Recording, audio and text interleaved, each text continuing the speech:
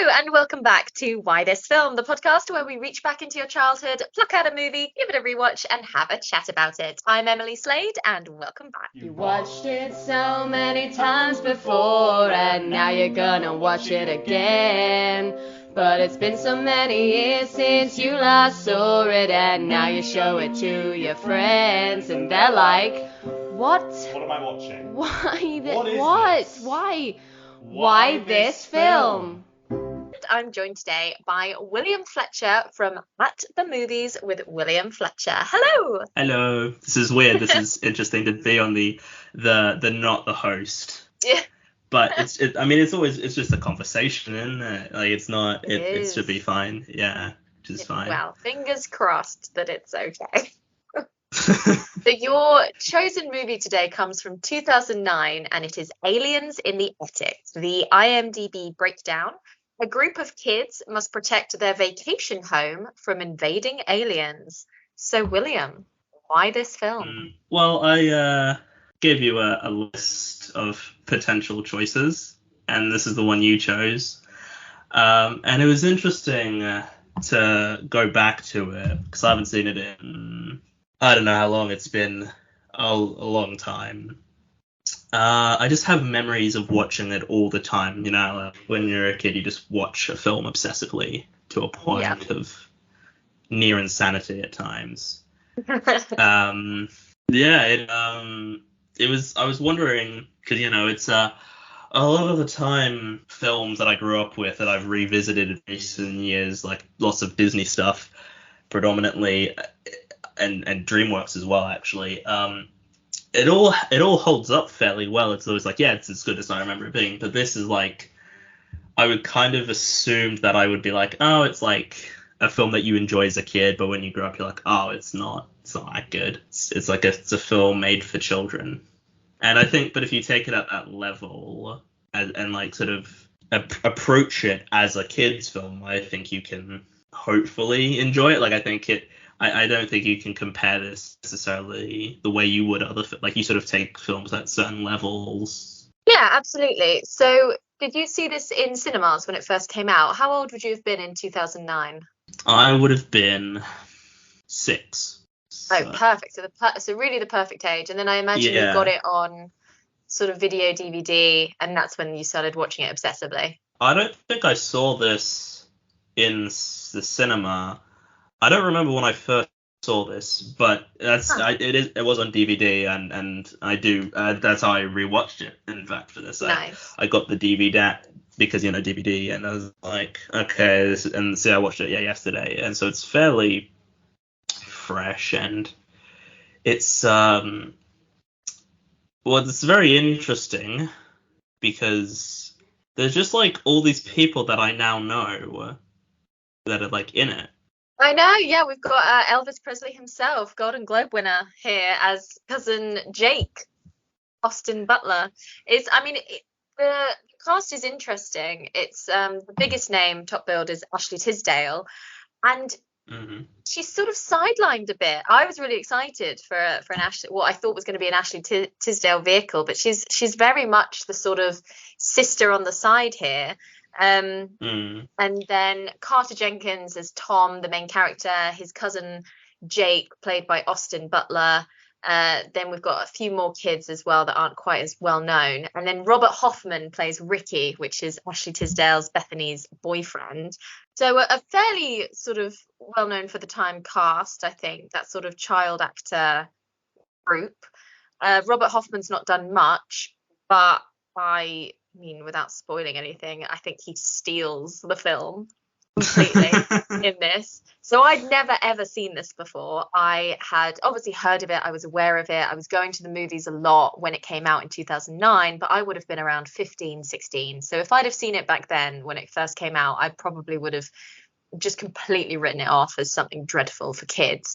However, coming to it now for this podcast and watching it last night, I had such a good time. I was surprised at how inventive and funny it was, because it looks so by the books and by the numbers, but family unit, the relationships between the kids, the jokes, the things that they get up to, it's groundbreaking. It's not Pixar, but it's really solid family entertainment.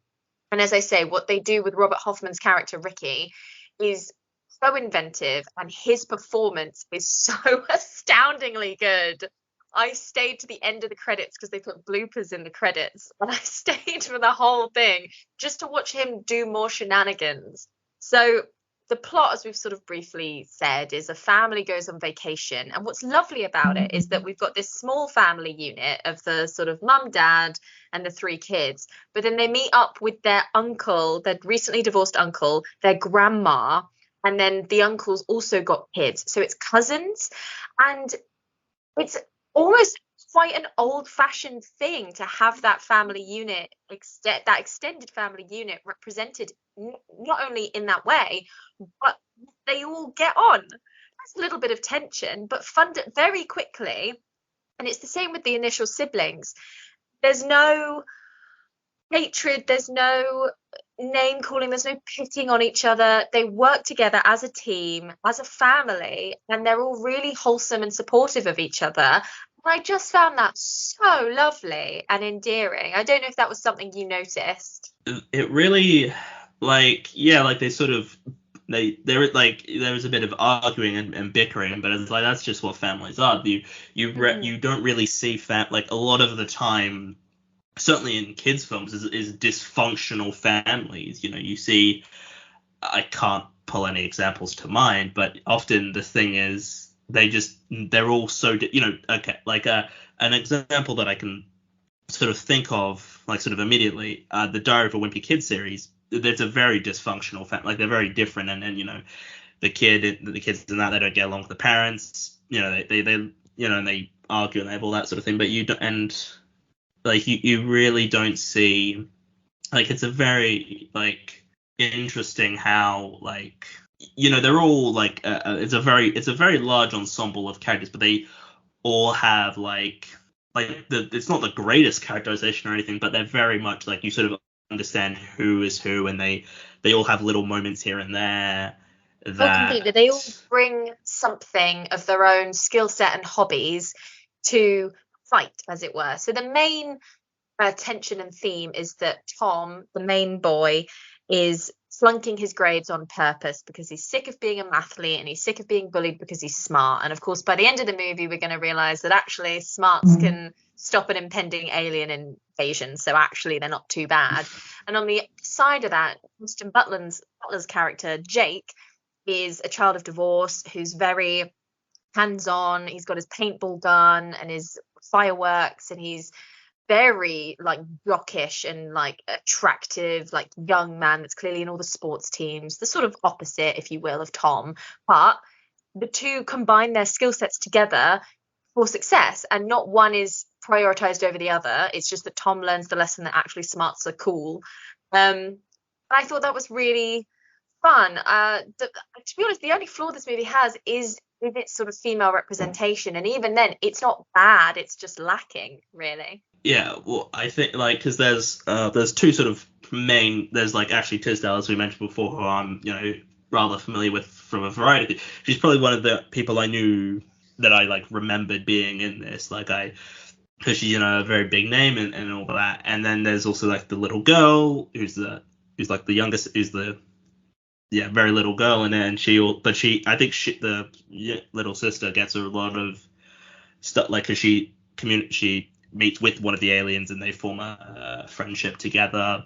Yeah, she gets a lot more to do, and I think she holds her own really well in this. She's a really fine little actress, especially considering a lot of what she's doing is acting alongside, we can only assume, a tennis ball on a stick.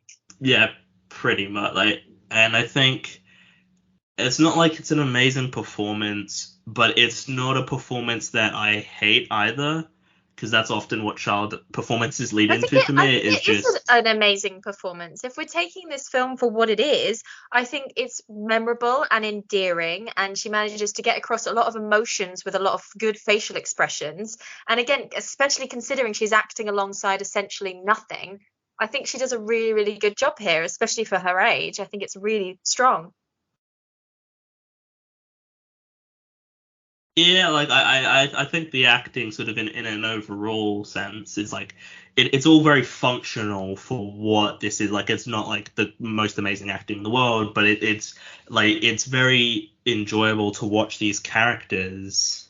You know, some of the characters I'm more interested in than others, even though they're very, basic characters on like very like, you sort of see these kinds of characters in other types of films, and that's not a problem. It's not like a dig at the film or anything. It's just sort of something you see. But I think there's a certain level of entertainment and I guess charisma is the word. Like they very much are like able to, because it's predominantly kids for the like is the primary protagonists, but they all work fairly well for what they have to do, and I think that's impressive because you don't get that as sometimes films where kids are the protagonists for a lot of it don't really work, and you don't have kids who are able to hold their own or and aren't interesting enough. But I think in this, the kids for the most part are fairly engaging in what they're doing. Definitely, I would agree. And so before the aliens invade, we are introduced to Ricky, who is Bethany's boyfriend, who we find out quite early on is like breaking the law because we think he's 18, but it turns out that he's probably more like 22 or something, and he's dating this like 17-year-old. And it's immediately I was like, oh my God, like awful. But Yeah. then I very quickly, yeah. I mean, I don't know what you thought of that. Um, I feel like I remembered it. I didn't remember it until I started watching, and then I'm like, oh, that's right. Because just looking at him, I'm like, he doesn't look like her age. Like he looks like a bit older at least. And then I remembered like, oh, that's right. Isn't he like in college or something? And then he says that, I'm like, oh, it's Yeah, interesting for a kids film to have. yeah, like um, sort of it, pedophilia. Like it's very problematic. because this came out in 2009. It's like that's like fairly recent in the grand scheme of things. Like it's not like I don't know. It feels like that's something you might see in like an 80s film or a 90s film, but in a 2000s film, Mm, late 2000s as well. It feels very strange, yeah. but I think they handle it like Yeah, I think they handle it well. I like didn't really have a problem with it. I wrote it down and I was like, huh, interesting choice. And then because of what they then go on to do with this character, it's almost like, it's just very shorthand for like piece of shit. And then I'm gonna get into it because I'm obsessed. Basically, when the aliens start invading, I love it. I love it so much. I think it's absolutely fantastic. And this man deserves a much bigger career than he's had based off his performance in this movie. Robert Hoffman, if you're listening, you're fantastic and well done to you. Because basically, the aliens have a device where they'll ping you on the back of your neck and it slightly tases you. Then they're able to take control with a sort of device. Um, and they're able to speak through you and control your movements. So really fun, really inventive, nothing massively new, but just really enjoyable. And it's put to such good use here because Ricky, the boyfriend, becomes the primary victim of this piece of technology, initially by the aliens, and then gradually everyone sort of gets a turn controlling Ricky. And he is he must be some sort of, I think she's the man as a footballer, and I think so he's clearly athletic, he's clearly some sort of dancer because he's so flexible and he's able to move his body, and I'm sure he's helped sometimes by CGI, but primarily this man is just giving the physical performance for lifetime. Like, move aside, Mr. Bean. He is flopping about all over the place. He's doing snap movements. He's contorting his body. He's contorting his facial expressions. Every time he's possessed, you know, because he puts on this sort of like Sean William Scott-esque grimace. It's really quite off-putting, yet funny and goofy, and he does this performance where, of course, he's then asked to eat flowers and trip over boxes and do all of these different things and say these like funny, silly things. And it literally never gets old. Like, honest to God, it takes up a lot of this movie and I'm not once tired of it. And we start off by just initializing the mind control aspect of it all and having fun with that. Then the children take over and get him to do stupid things. Then it all leads up to absolutely fantastic later on in the film. So the idea is that only adults can be controlled by this piece of technology, so the children are safe. The grandma gets mind controlled at some point, played by Doris Roberts. Nana Rose Pearson gets controlled. So Ricky and Nana have this like kung fu fight in the hallway while they're both being controlled by both the aliens and the kid, and it's so much fun. Well done, whoever thought of that. It's bloody brilliant. So memorable. Just really good stuff. Like, the way the fight scene is choreographed is quite good for like it has no right being as, and like this film, like, I will admit, it's like like, I enjoy it because of some level of nostalgia, but I think it's fun to just watch just like a grandma sliding down a set of stairs and then like doing a front flip. Like, that's just entertaining. Like, it's not like, and I think like the way because that was like the stuff I loved watching this as a kid, was just him getting hurt and him falling over, like when he's like slapping his face over and over again. Like, that's just the funny. And I still like watching it now. I'm like, it's not as fun as I remember it being, but like it's still, I was like still smiling. I was like still like, this is, yeah, it's still pretty funny, and it's like it's this is really brilliant slapstick, isn't it? Yeah, like, it's it it's very is. simple, but it works so well for what it is. Like, it's very lowbrow humor, but it's like sometimes that's okay. Like, for me, as also, someone who like, enjoys, like, yeah, sometimes lowbrow humor can be handled really badly and it can be overdone or overused. But they know what they're doing here, and his physical performance sells it so well that as I say, I literally never got tired of it. I stayed to the end of the credits watching all the bloopers because I was just fascinated with how this man was able to move his body and the things that he came up with, and it's really cool. It's a standout beat of this film that's a lot of fun. I've also kind of really loved that the aliens themselves, who look a bit like Shrek and the little creatures from Galaxy Quest got in a blender, and then this is what they look like. So they're all designed. They're very standard. They're fine. I thought they were quite ugly, to be honest. Like, I never noticed it when I was younger, but we're watching like, oh, that doesn't look good. Like, it's not, and it's a very unappealing color as well. Like, they're not. Yeah, it's like snot green, I guess, is the color. And you've got the sort of main one who's in charge, the like skipper, who's J.K. Simmons. Then you've got Thomas Hayden and, showing me her name,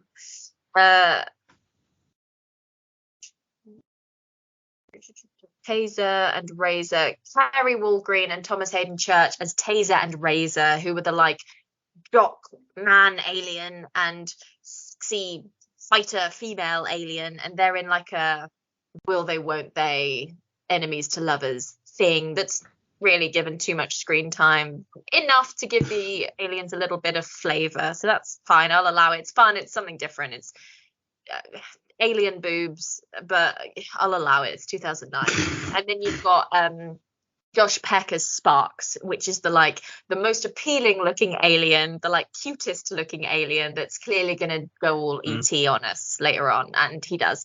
It's fun. That's the four of them, and I kind of loved that they were genuinely here to take over the world. They're not trying to be your friend. They're not trying to make peace. It's not a misunderstanding.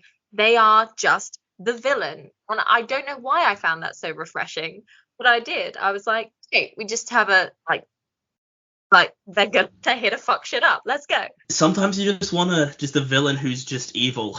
You don't need anything deeper than that. It's like they're just evil and that's it. And sometimes that's all you need. Like I don't think like I'm very like I'm all for nuanced villains and all that, but I'm just like, can we just have a villain who's just like evil because they want to be? Like that's just fun. It's a way that like Disney has forgotten.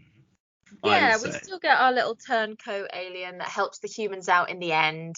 But it's just, and again, we sort of get a backstory where like an alien previously landed on Earth and got eaten, so he must have been mistaken for some sort of animal and picked up by a part of of Earth. And and so they're like, well, humans are dangerous. We're going to invade and take over, but you know, they're a threat and they must be met as such. So we're going to bring all of our weaponry and arsenal and fight them. And it's fair enough. If I landed somewhere and someone ate one of my friends, I'd also see them as a threat. It's interesting. And I think there are some genuinely really funny bits in this. The aliens cut all the power, so no one has access to phones or anything like that. So they find an old landline, which is a rotary phone. And it's something that I've always thought about when I've looked at rotary phones. Rotary phones, of course, being the ones with the sort of circle and you have to the numbers. And of course, if you're dialing Spain, especially in England, if you're dialing 999, 9 is at the end of the numerical line there. American not so bad because it's 911, but they do showcase, they're like, oh brilliant, the rotary phone's working, and they do the 9, which is obviously you have to go all the way around. Then it like slowly ticks itself back up, and it takes the time, the movie takes the time to just stay with the rotary phone to do that. And I just found that really funny. I just thought it was a really good joke as the kids just stare at it like, what the fuck? And there's like that bit sort of just before where one of the kids he tries fucking tapping it and he's like, why is it not working? And because it doesn't know how rotary phone works, he just is like, oh, it just must be like all the other phones, just press the buttons. You know, it's like, and that could be so like just weak and lazy writing, like but it's played at a level where it's like, yeah, of course this kid would think that. Like it's not like. Yeah. Because as well, there's the twins, so they're the younger twin brothers to Austin Butler's character, and their whole shtick is that one, they can't act, but I'm here for it. Like immediately, I was like, oh no, and then I was like, you know what, they're getting away with it. I don't know how, they just are. They're charming enough that the fact that they absolutely could not act was not a problem to me and actually added to my enjoyment. But their whole thing is that they're really into like video games, so a lot of that, I mean, it was so wonderfully nostalgic for me just having a movie that's constantly like, it's not like DS, this is real life, like we, and you're just like, that makes no sense as a joke, but I love that you've just referenced two things that nobody talks about anymore. So love it. So they're obviously constantly in charge of the little mind control gadgets and they're using them like Game Boys and they're really good at it, and that's justified, and I think it's clever and a good thing. And again, it's sharing the skill set out for the invasion of the aliens, and I really liked it. I really liked them as characters.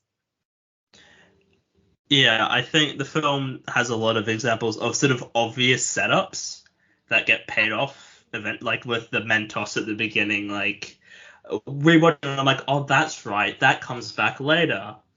I completely forgot about it, but seeing it, I'm like, oh yeah, that's right. These men, I don't remember the context, but I'm like, Mentos definitely comes back later. They use it. Yeah, so the Nana offers Mentos over as like, would anyone like a treat? And that's a very grandma thing to be like, here's a sweet that's not really great for kids, but like have it anyway, like constantly handing it out. So then of course later on they weaponize it by sticking it in Coke bottles and using them as like bombs. So yeah, that's really fun. Classic science experiment. Exactly, we've all done it, we've all been there. Yeah, it's also a classic grandma thing to offer you awful sweets because it's not even like tropical Mentos, it's like mint. Yeah. And like I like Mentos well enough, but it's like it's not Mentos. You go for like the flavored ones that taste like orange or something. Yeah. Yeah, definitely. Oh, classic. But the little girl has a lot of good lines. She's like 6, so of course every time they're confronted with parents, she's like, we're fighting aliens. And the parents are like, what? And all of the older children then have to be like, blah, blah, blah, blah, it's a game. And at one point she goes, oh, we're using it to fight aliens. I'm pretending it's pretend. Like, I thought that was so cute and really clever, because of course she's in the middle of this alien attack and she's like, I'm just going to pretend that this isn't happening. I'm 6. I can't deal with this. And then, of course, she's the key to their success by befriending the smaller alien, which, again, very obvious, but very, very sweet. Really good stuff. When the grandma gets taken over by the aliens as well, she's got some great lines. She's banging on the door and she's like, children of my children, open the door, I have candy. And it's really like funny lines. I don't know who wrote this. It's Mark Burton and Adam F. Goldberg. They ring bells as names. Just really funny Yeah, stuff. I definitely feel like I've heard of them. Yeah, they've done a bunch of TV that you've probably heard of and all of that sort of thing. So yeah, well done. Because again, I think I always wrote this off as a very standard, unfunny kids movie from the mid 2000s. And of course, I would have been stuck in a moment where I was like, well, it's not going to be as good as the kids movies I had growing up. But of course it is. People are still putting effort into these things and they're still good. And Ashley Tisdale has a line where because obviously Ricky is acting so weird, she's sort of in an argument with him the whole vacation until they inevitably break up at the end. And it's like, honey, do you want a burger? And she's like, no, I want to find whoever invented love and hack them apart with a machete. And the mum's like, boy troubles. Wow. I love it. It's brilliant. And really, there just wasn't enough Ashley Tisdale because she sort of had to be the suffering girlfriend for most of the movie. But then, of course, she's immediately confronted with the existence of the aliens and she's like, all right, how can I help? And then we have the inevitable girl-on-girl fight, which has to happen. And they mention breaking a nail. But again, it's fine. There's enough charm gluing this movie together that I'm going to let things off that would usually bother me in that way. But also very happy that Ashley Tisdale is never used as the bait. Austin Butler is. So that was also a tick in my book. And the second she decides to help them fight the aliens, she puts her hair up in a ponytail. So just really small things that all added to my enjoyment of this film. Yeah, to talk about Austin Butler, I was watching the film and then the credits are rolling. I'm like, cool. I don't know that guy's name. And then it says Austin Butler and I'm like, what? Yeah. And I'm like, this man was in this movie and now he's Elvis. Like, what? Yeah. And watching him, I'm like, yeah, no, it is him. His voice is very different, but everyone says that now. His voice has changed significantly. He's blonde, which and like, I kind of liked him in this. I don't know why. Like, he's a very, like, I don't know. It's not even like it's a big, like, standout character, really. I just like what he's doing as, like, this guy, like, just the way, like, there's the bit where he walks into that room with the two twins and he does, like hand signals for them to gesture for them to close the door. And it's so, like, over the top and unnecessary. He could just, like, tell. He doesn't need to, like, he could just say close the doors, but he needs to go through this whole, like, military, like, hand gesturing, like, and he's because he's sort of set up as that throughout the whole thing. He's got these, like, methods for dealing with the aliens, or like when he shoots Ricky with the paintball gun earlier on and that kind of thing. He sort of does. He doesn't think. He's just like, I'll go. He just does it. Yeah, and that plays off well with the other kid as well, the main kid. Yeah, that's the thing. They're sort of two sides of the same coin. And I think what makes this movie work so well is that they've managed to find young actors who just genuinely have a lot of charisma and screen presence and chemistry with each other. I just think that because whenever you get a bunch of kids in a movie, it's sort of like having a bunch of animals, isn't it? You sort of have to wrangle them and hope that they get on, and for any fun or chemistry that they have off screen, inevitably, because they're kids hanging out and having a good time, once the camera starts rolling. And I think they do that well here. I mean, you've got quite seasoned people, a couple of I don't know if Tom was a Disney boy, but Austin Butler was very sort of Hannah Montana. Obviously, Ashley Tisdale's come from Disney. Carter Jenkins, let's just quickly scroll down his IMDb. Yeah, he'd been acting for a while, just the odd bits and pieces, like one-off episodes and things. But they're all clearly used to the screen, and they're all clearly used to being in the movies, as it were. And I think that really works in their favor, and because they're just so watchable, and because the relationship is so sweet, and there's none of this typical, because it was a little bit Small Soldiers vibes, but even Small Soldiers falls into that trap of like the sister and the brother hate each other and blah blah blah. Like very quickly in this film we are introduced to all three children, and immediately it's in a supportive, like, we're not going to tell on each other, we're here to help each other, we know what each other are up to, but we're just still genuine siblings. And it was very obvious to me very quickly that this was a really good thing that I was seeing, because it gets so tiresome having the hot older sister that everybody fancies, and oh, they all hate each other and blah blah blah. Whereas like here it's just like no, they're all on each other's side, they're just siblings, so they'll just have that, as you've mentioned, sort of classic bickering, but it's never anything major, because there's bigger things at stake, like the fate of the world. Like it always sort of goes to any sort of things that Tom does. It's always bad things that he does. It's always to Ricky. You know, he never.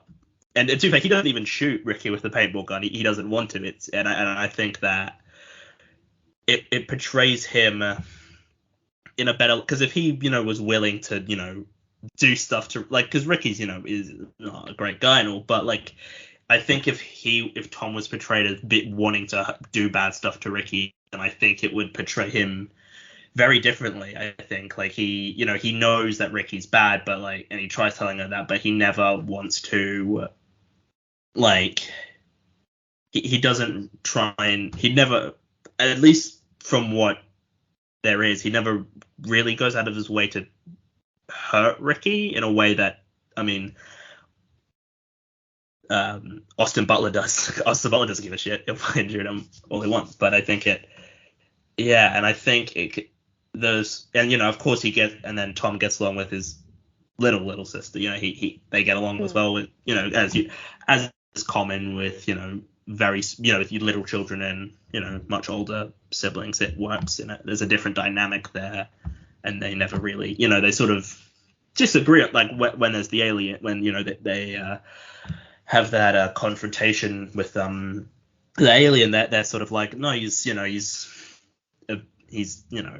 bad and everything, and then she's like, no, and then she's like, no, he's my friend, and then they sort of are more open to it, because of the sort of way that I'm just saying words, and I feel like I'm trying to go to a point. I just can't think of the point I'm trying to say. I think the dynamics work, and I think they all sort of work well. And I think even the adults, they work off well as well. You're right, we haven't spoken about the adults. They're really nice performances. Like really, there's a really lovely moment where Tom's the thermostat up so they can get the aliens out of the vent by like trying to set them on fire, basically, and the dad is like, stop touching, pretty much eating, and Tom's like, why can't you just trust that I'm doing this for a reason? And then it comes out that he's been flunking on purpose, and the dad is like, well, look, like, there's nothing wrong with being smart, I'm smart and I'm fine. And the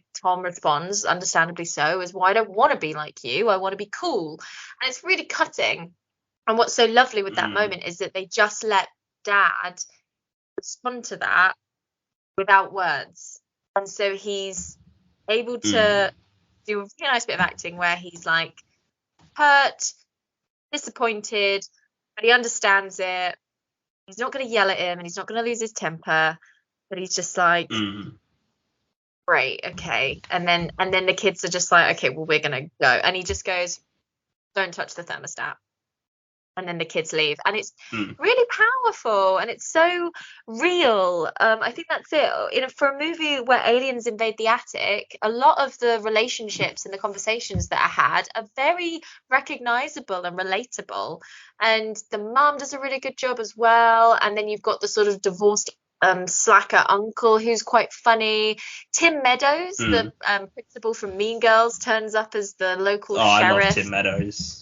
He's great. I don't know, So like he's not really even a fun. great actor. He's just always one of those actors where I'm like, I see him in something, I'm like, oh, yeah, that's cool. Like he's just Yeah. an actor who like you like seeing in things, even though he's not like it's not to say he's bad, but he's never an actor that I'm like, oh, he's a great actor. He's just like a nice presence to have in a film or whatever. Yeah, and he's fun, and he's a bit redundant here. He's just here to sort of cause a bit of tension because they initially ring the police, and of course the police don't believe them. And then because he's got nothing else to do because he's in the middle of nowhere, he makes a big deal about calling a fraudulent call to the police. It's an offense. And then of course the parents have to be like, well, do you want to stay?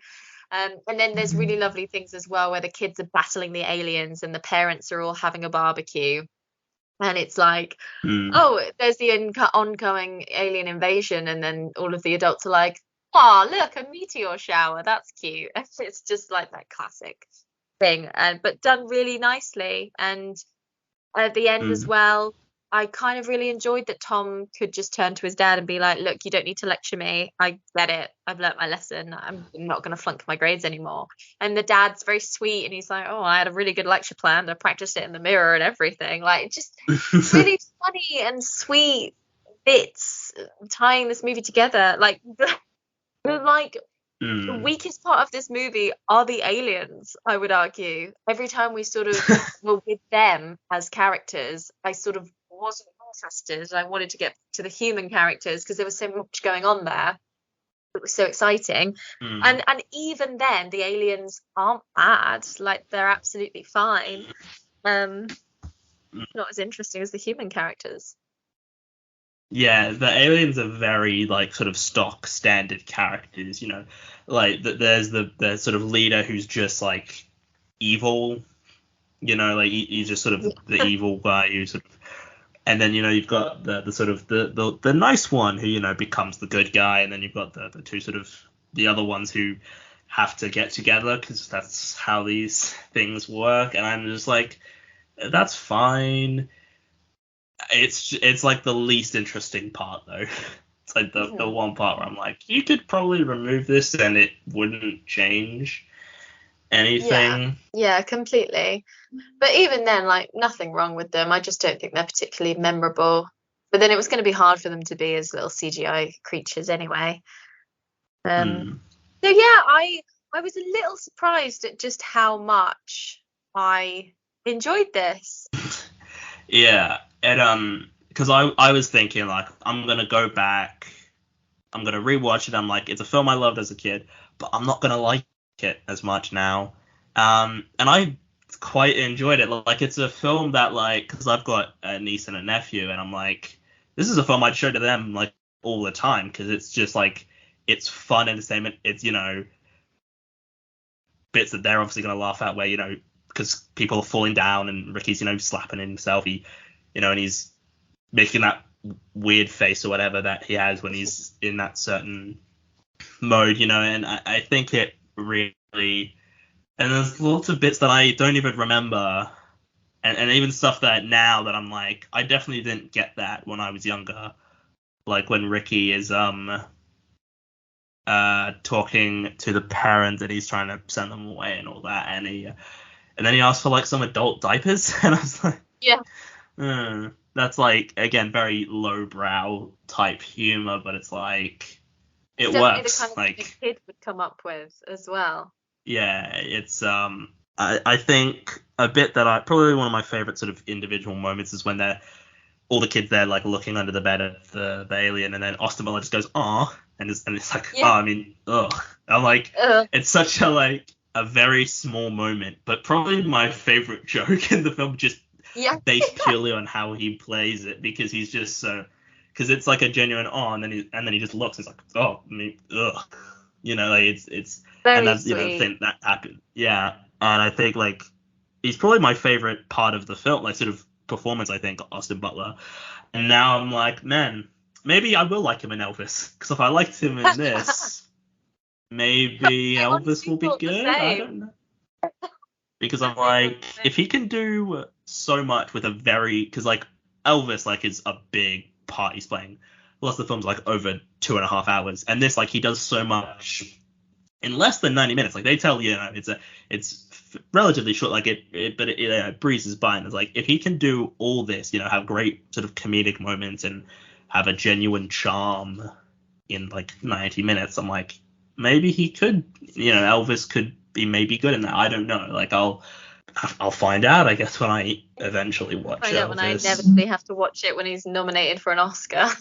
Yeah, and that's interesting because I'm like, yeah, I was aware of him back in 2010 and I didn't even realize. Yeah, there you go. Magic of the movies. Yeah, I think the film, it's very watchable. I'm sounding very positive, but it's because of just how surprised I am that I enjoyed it. Like this is, Hmm. I'm positive if I showed this to people who are my age now who didn't grow up with this, they'd think it's shit. And I'm like, I yeah, don't know. I can kind. I think if this I was don't on know. I think it TV, depends. because But I didn't grow up watching it. I watched it for the first time yeah, yesterday, and I really enjoyed it. mm, And I think I think if you can get behind whatever Ricky is doing, if you enjoy that, I think you're going to really like the mm, movie. If you think it's mm. shit and stupid, then I don't think you're going to like the movie. But I think there's a lot of positives here, and I think that if it was on TV, I would put it on, definitely. But also to be fair, you really love kids films, like in a general sense. Like not I'm not like dissing you. I'm just saying you get a lot more enjoyment out of them. I feel like than Yes, you are currently like if on my I like podcast that looks specifically at kids' movies. Yes. yeah, but like I mean I don't know. Like I definitely am like I might want to watch this with friends and see what they think. Because I'm like, if they've never seen it, I just want to watch the reaction to people like my age who didn't see this, because I Yeah. wonder like what they would think.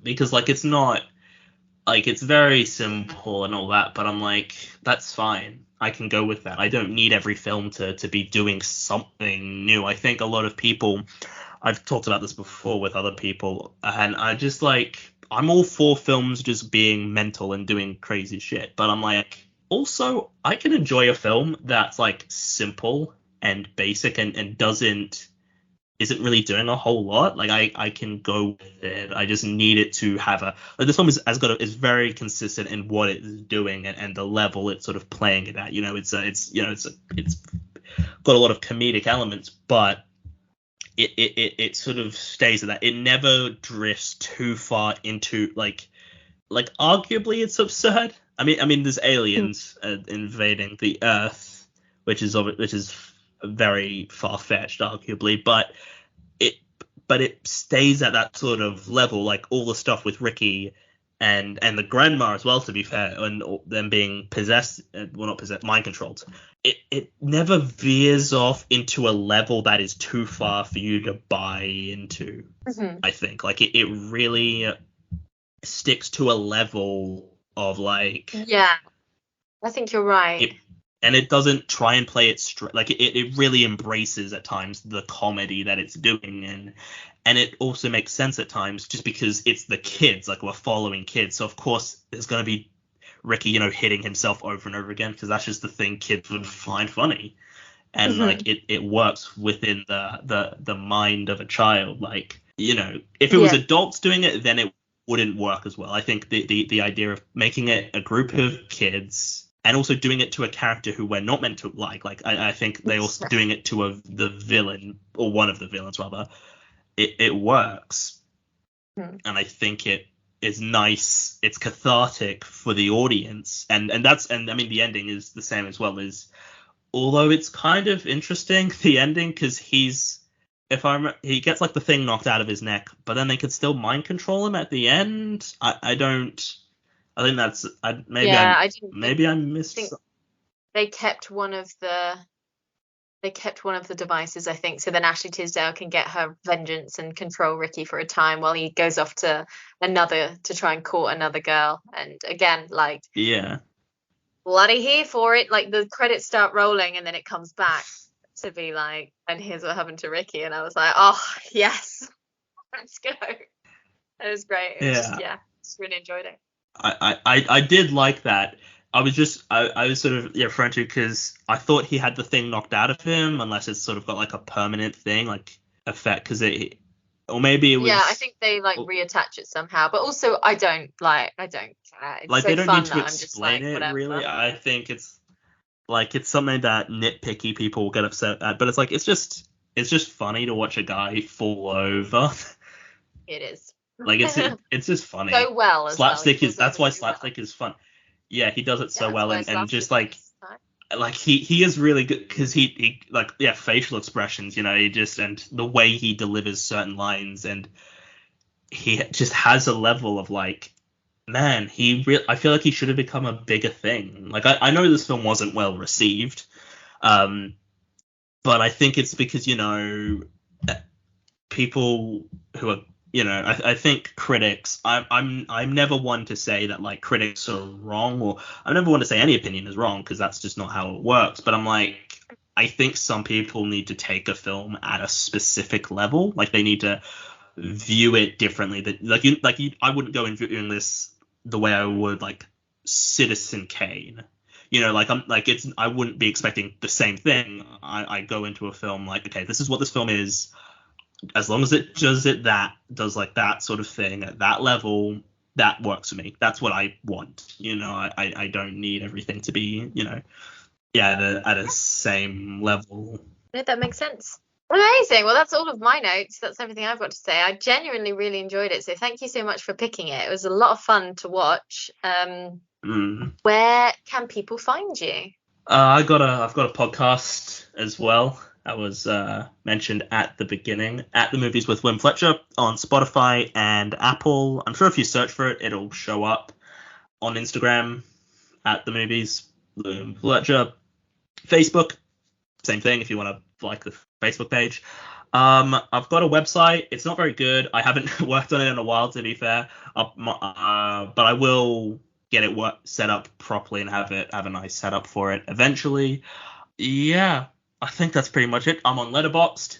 If you wish to follow me there, William F should be there. Yeah. I will put all of these links in the description so you'll be able to find them. Thank you so much for coming on. That's all good. I enjoyed this. Good. And we'll see you next time on Why This Film.